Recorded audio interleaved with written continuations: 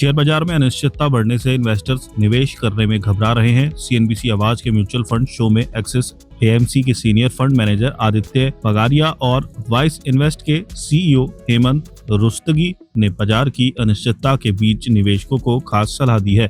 आदित्य पगारिया के अनुसार आरबीआई की पॉलिसी के बाद सरकार के बॉन्ड्स और कॉर्पोरेट बॉन्ड्स में मजबूती आई है। गवर्नर ने स्पष्ट किया है कि फिलहाल दरें बढ़ाने की कोई जल्दबाजी नहीं है।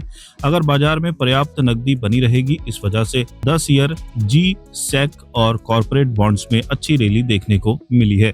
विशेषज्ञों का मानना है कि जो निवेशक कम उतार चढ़ाव और स्थिर रिटर्न चाहते हैं, उनके लिए कॉर्पोरेट बॉन्ड ओरिएंटेड फंड सबसे अच्छे हैं। 2 से 3 साल के कॉर्पोरेट बॉन्ड्स फिलहाल 7.40% से 7.50% का रिटर्न ऑफर कर रहे हैं। ये निवेशकों को सुरक्षा कवच प्रदान करते हैं। अगर आपको 100 रुपए निवेश करने हैं तो 50 रुपए अभी लगाएं और बाकी 25 से 25 के 2 किस्त में अगले 6 महीने में निवेश पूरा करें। इन्वेस्टर्स एसआईपी और एसटीपी का स्मार्ट इस्तेमाल कर सकते हैं।